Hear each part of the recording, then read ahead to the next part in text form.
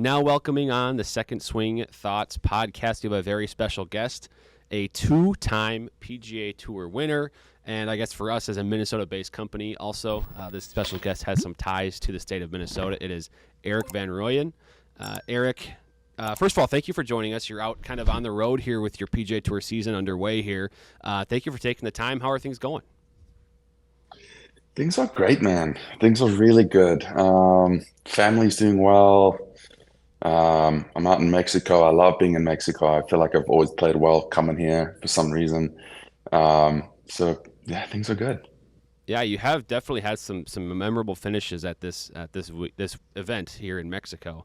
I wanted to kick things off because right now as we're recording this in Minnesota, I believe it was like minus 20 degrees this morning here. So I wanted to kick off with that because we're actually after this going to record some content with the Gophers men's golf head coach Justin Smith, and so I wanted to kind of harken back to your days at playing for the Gophers, and I wanted to ask about the kind of the experience being in a winter climate, during that time of year, and then going out and competing against teams in that southern climate.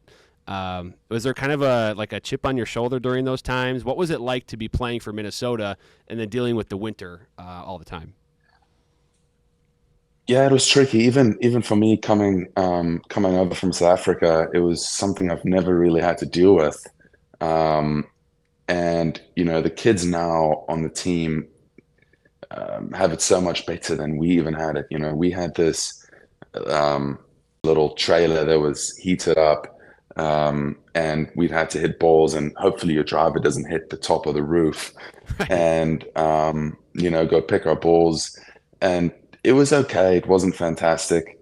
Now, obviously, they've got this beautiful facility that's indoors.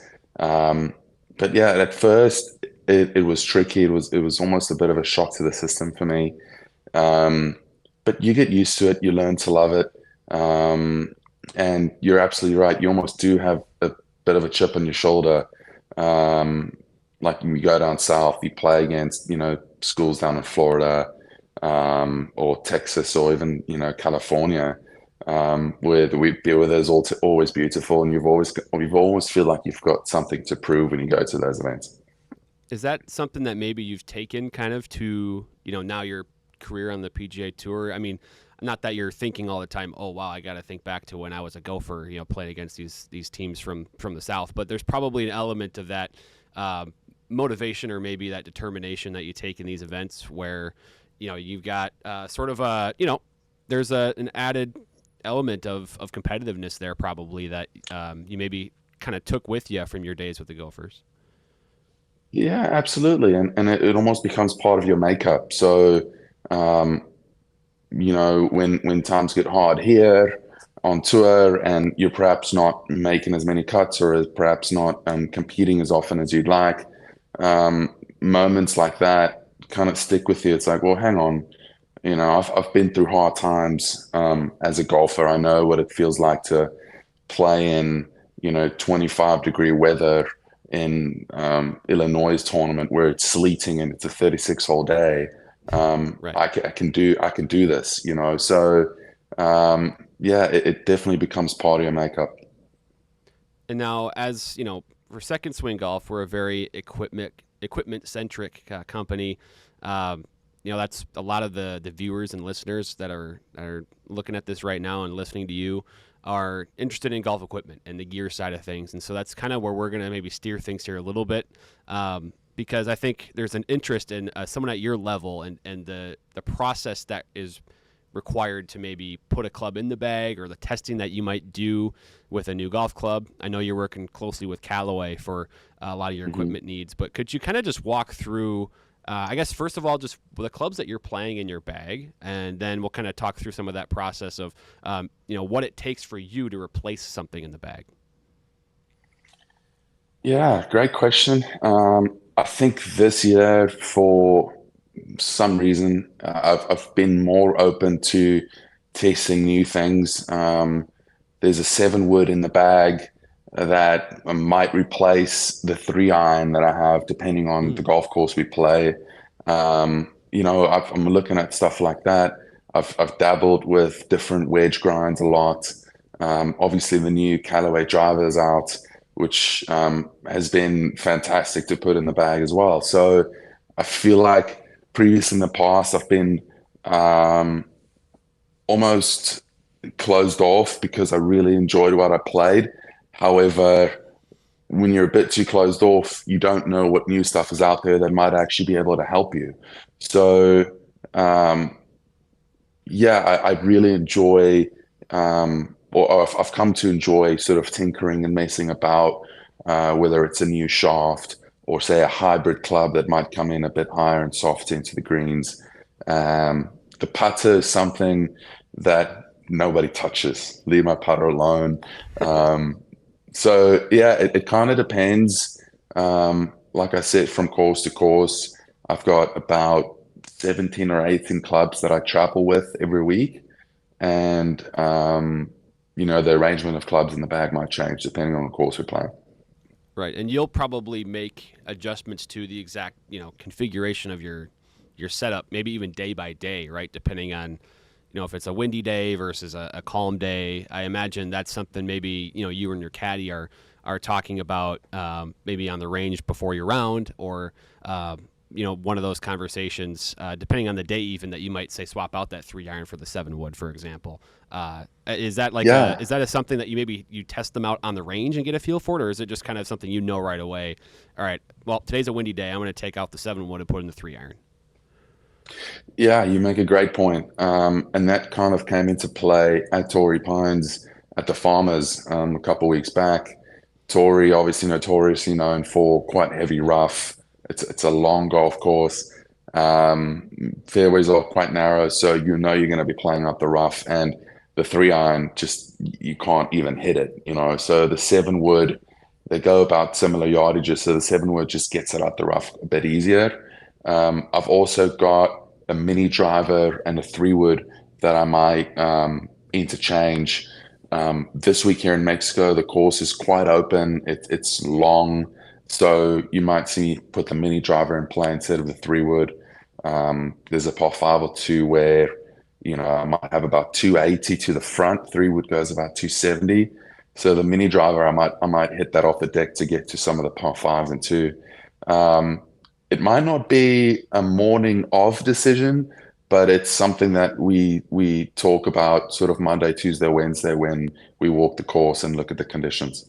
And then as another element to this, when you're testing specific, clubs or even like products to put in the bag, is there, obviously there's, for most players, I know there's probably a testing element where you're swinging and hitting golf shots. For you, are you kind of looking at the ball flight, seeing how it feels, seeing how the ball flies?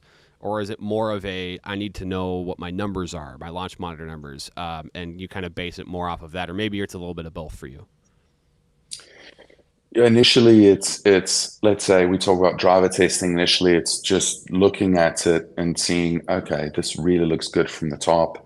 A kind of quirky thing about my setup, I have a flat cog in my shaft, and so the head's always a bit flat. So for some reason, I like the look. Um, and so it's always like, okay, what does this driver look like when I set it down behind the ball? And then, like you said, it's first just flights. What does it look like when I'm hitting it off the toe? What does it look like out the heel? I've got this low kind of fairway finder driver that I hit. What does that flight look like? And then I like go to TrackMan and look at the numbers and compare it to the current gamer that's in the bag. So yeah, it's a longer process that I'd like to, because they come out with drivers every year, and I might really like the one I've got in the bag, and now I've got to hit 150 balls with the new one. But generally, Callaway's been fantastic with making small little changes recently, and I've like I said in the past, I've been reluctant to switch, and I feel like the last few years the new driver has just gone right in the bag. So. But yeah, that's generally kind of the testing process. With wedges, which I change wedges quite regularly. Like my 60, I probably change it every other week. I do a lot of practice with it in the sand, and the grooves just get worn out. So with wedges, it might change weeks during, say, like the Open Championship or the Scottish Open, where the ground's really firm, might use a little bit less bounce. Or if, where was it recently that the sand was really heavy? Oh, Phoenix Open. Phoenix Open or yeah, Waste Management. For some reason, the sand is kind of heavy. And I play with an 8 degrees of bounce in my lob wedge, and I went down to 6 just to kind of get the club kind of underneath the ball a bit easier. So something like a wedge, it's purely on feel and then how the ball's reacting off the surface I'm playing. So when it comes to, you know, you mentioned kind of you're changing your 60-degree maybe once every other week, right? So it's fairly Mhm. often that you're, either getting a new club or getting something kind of new that's, whether it's wear and tear issue, et cetera, where you need to get your clubs basically brand spanking new, right? And so when it comes to that and something needs to be built for you, is it, what's that process like? I'm sure you're working with the team at Callaway. Maybe it's the tour van on site. Is that something where they kind of know, hey, all right, we're kind of due to build Erik a new wedge, or is it something where you maybe let them know, hey, I'm looking to get a new 60-degree in the bag this week. Can you guys whip this up for me? And they have your specs ready, or how does that all work? Yeah, they've got a whole database of specs ready, which is fantastic. So obviously we're really privileged with having a tour truck, and they've got everything you need, you know. Usually they've got a 60-degree ready for me, which is fantastic. Um, but every now and then, yeah, I'm trying to think of an example. Every now and then, if I need a slight different grind, I might go in there with them and kind of talk about it and tinker around a little bit. But usually it's pretty straightforward. They've got the specs in the database, copy and paste, and here's the new club. Right. Yeah. That'd be nice for us amateurs to have, but obviously you guys are playing at a little bit higher level than we are for a lot higher stakes. So totally understand from that perspective. Uh, when it comes to that, one thing I wanted to ask you as well, and I've got here, and I know the viewers and listeners are curious about this as well. You can go back, you can have something. Maybe it's in the bag right now, or maybe it's something that you've played in the past. Is there a favorite club that you've played before? Just in your golf career, you think back to this club and you're like, man, I hit some really good shots with this one, or maybe I putt really well with this putter. I'd say the clubs that have been in the bag the longest have been my 3 iron. Um, it's a 21-degree kind of utility head, so a bit bigger than your normal iron head. It's been in the bag probably since 2019. Oh wow. Um, and then the putter, I used to change a lot, quite a bit. I've played, blade style putters. I've played mallets. Now I'm playing a Toulon San Diego, and that's also since 2019. So the two clubs that have been in the bag the longest.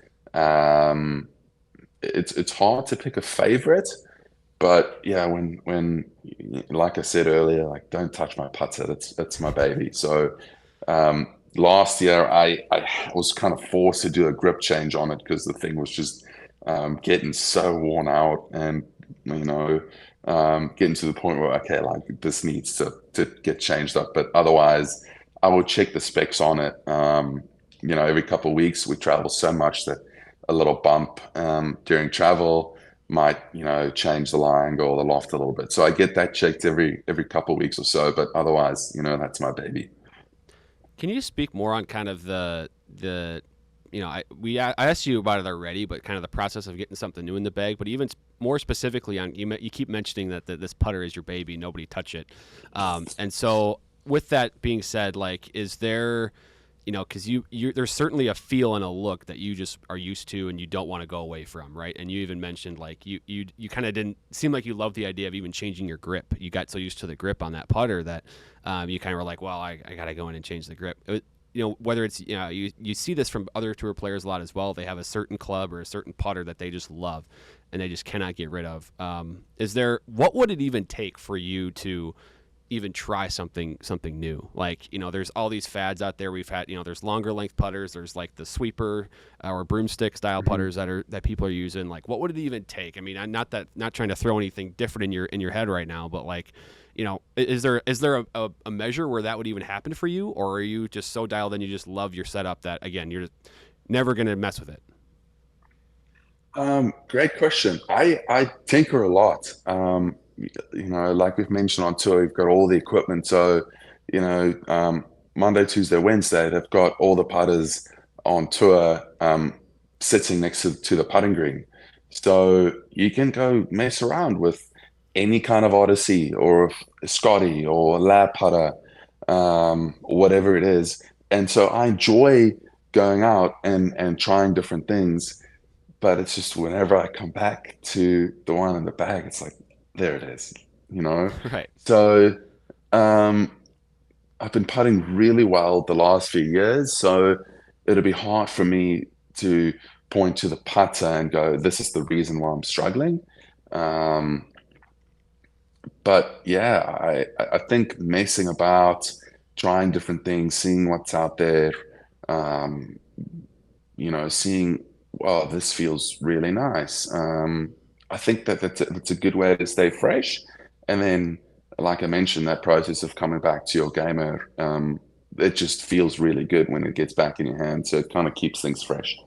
Right. It's kind of probably a nice little confirmation too that there's a certain confidence that you have with your putter that you try these other models, you do some tinkering as you mentioned or some testing during these events, put something down, you hit a few putts with it and you like it, but then you get that the one then you're in your bag in your hands and you just know, okay, this is actually the one I need to be playing. I bet that's even in itself Yeah, kind of a confidence boost every week on tour. 100%, 100%. People that I see do it as well. Hideki does it a lot. He's messing about with other putters. He's got like a full-on hour-long practice session with a different putter, and then he shows up on Thursday with the same one he's been using.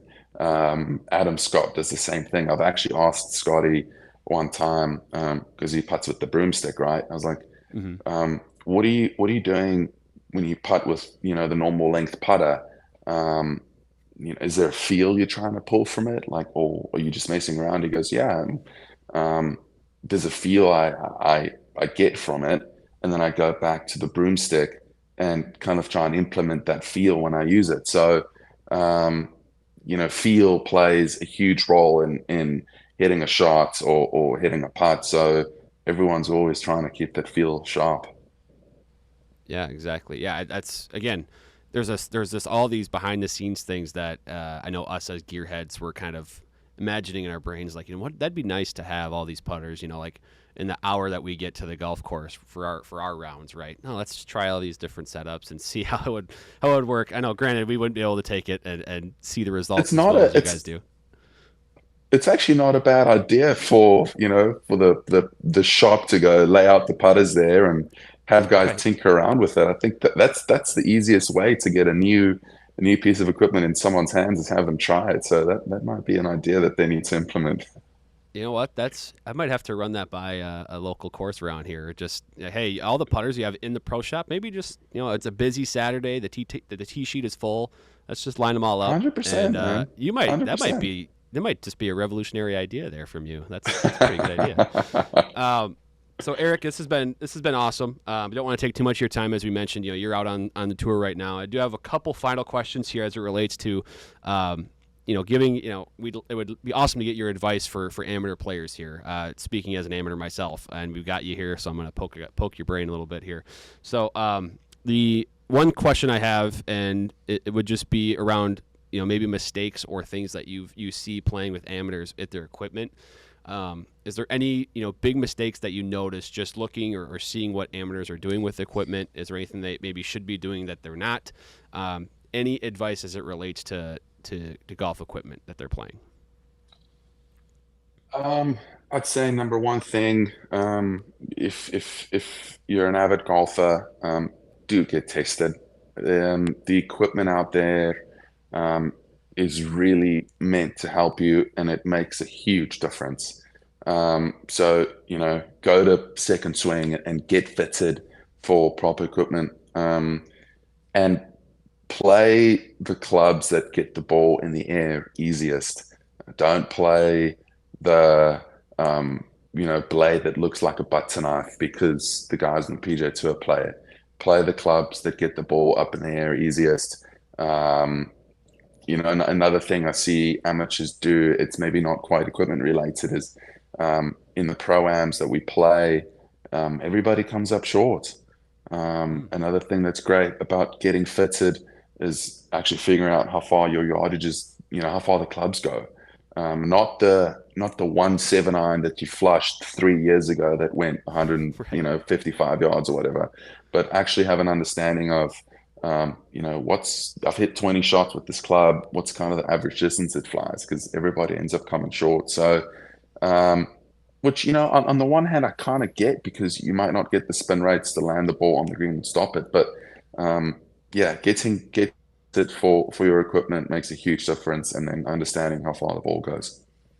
Yeah, I mean that's a strong message that we always try to send to golfers out there, and it is always kind of a huge refreshing feeling for players when they get fit, and it's like, wow, this is what I was missing out on. It could be 25 yards with the driver that they didn't know they had in them. So and then Yeah. now, as it pertains to actually, in terms of the skill of the game, right, and developing your game, what would be, you've mentioned and kind of referred to these pro-ams that you play with, and you're playing with golfers that are obviously very enthusiastic about the game, but they might be missing out on something. We talked about equipment-wise. Now, how about like skill and game-wise? Is there anything that you would say for players if they're trying to get better at something, or maybe trying to improve their handicap from say 10 to 5 this year, whatever it might be? What is, I guess, the best way for golfers to get better and see their scores get lower? I think you made a good point. I think it depends on what kind of handicap bracket you're in. If you're trying to get to a single digit handicap, it's probably, I'd say kind of the finer things like somewhere around the green, getting one or two more balls up and down. So chipping, I'd look at. Um, if it's someone, that's around a 16 or 17 handicap, drivers where you're going to score the most shots. Obviously most people I play with kind of have the over the top move with an open face and the ball goes right. So learning how to get the club square in the ball and hitting a hook that's going to go the furthest, that's where you're gonna find your biggest gains. Yeah, that is a common theme that we see as well. There's percentages thrown around in terms of golfers that struggle with the slice, but you see a lot of it in the fittings here for sure. So, well, Erik, this has been awesome. We appreciate your time, giving your insights here on kind of the equipment world, if you will, that you're in every week on tour.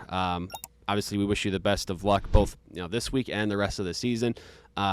Again, we greatly appreciate your time, and it's been awesome to have you here. I know the viewers, listeners are going to appreciate it. So, Erik, thank you so much for your time. We appreciate it, and good luck. Thanks, guys, and stay warm up there. Take Yeah. care.